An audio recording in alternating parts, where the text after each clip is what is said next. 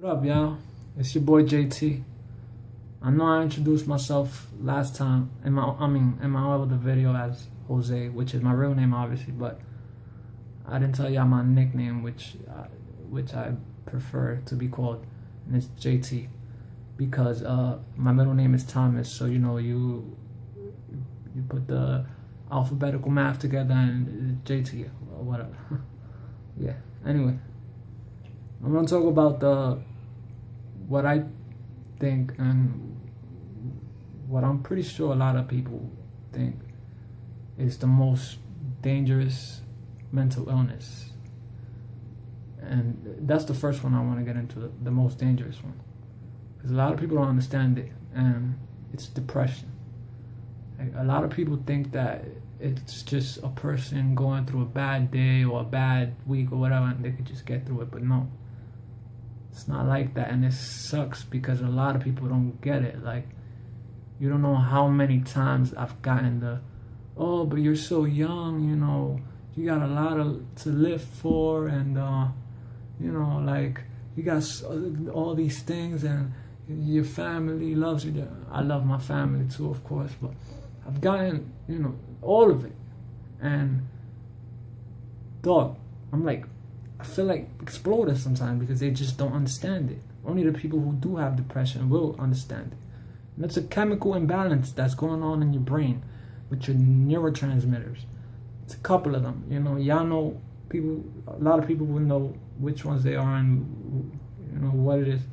But a lot of people don't notice. A lot of people be like, "Oh my God, I'm so depressed," and it's just because they're stressed or something, man. Like, yo, I'd be like, you're not depressed, dog. You don't, trust me, you don't want to be depressed.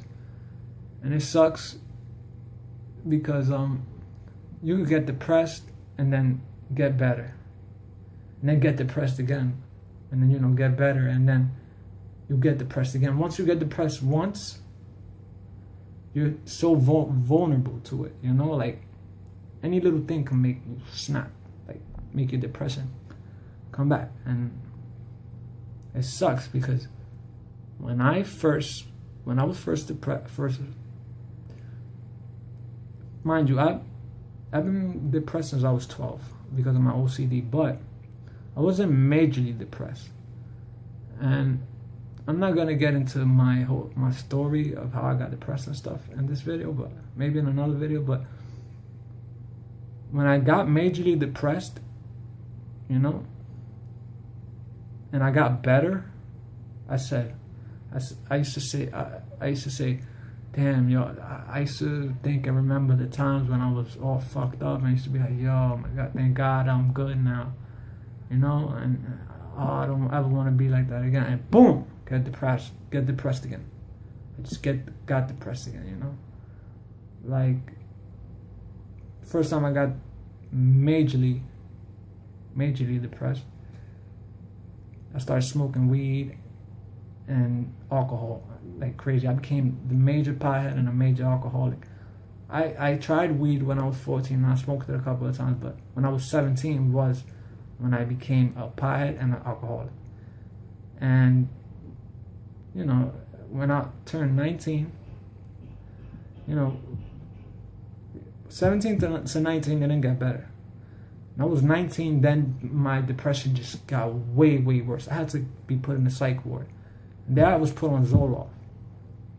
First on 50 milligrams, and it was crazy. I felt like I didn't belong there, and it was because I was young. I'm still young. I'm 25, like I said. I don't know if I said it, but I'm 25, and I was 19 at the time. So I felt like I didn't belong there, but I did. And I really did belong there. Like, depression is as fucked up as schizophrenia or any other, or bipolar disorder, any other mental illness. This is really bad, like. And then I stopped taking the Zoloft, like 6 months. 6 months in it, like, I hated it. Like, it made me jittery and shit. Hated it, but I got better, that. Then I got again depressed at 22, because that when I was 19 and before I went to the psych ward, I started using coke and some ecstasy, but mainly coke, and I got addicted to it. So when I got out the psych ward, I didn't use it, but I eventually kept using it, and eventually kept using it. Obviously that caused my depression. I stopped for a while and then started using it. When I was 22, I got back on my meds and got off it cold turkey while I was doing coke. That caused a serotonin imbalance that was, I don't even know what I did to my brain, but it was fucked up. Like, I was depressed for literally no reason. That time there wasn't a reason. And I had a cousin staying here. He would be like, "Yo, what's up? What's wrong with you?" Like, he wouldn't know why I was going through this. Like, "Yo, let's smoke a blunt," like nothing. Like, I couldn't smoke. I would get paranoid. I don't smoke anymore, but started getting paranoid, panic attacks, right there when I started, when I was smoking weed. That's why I stopped. But anyway, and now I'm a little bit depressed again because of what a certain medication is doing to me, and we'll talk about that in another video. But for those of y'all that's depressed, I just want y'all to know that. I know you've heard this, but you're not by yourself.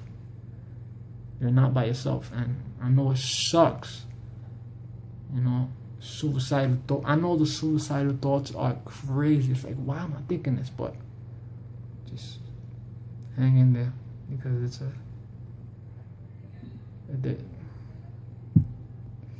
I want to say there's hope, and I want to believe it. So I'm gonna say it. There is hope. All right? I'm just gonna say it. I'm not gonna be here and just be like, "No, do it." No, there's hope.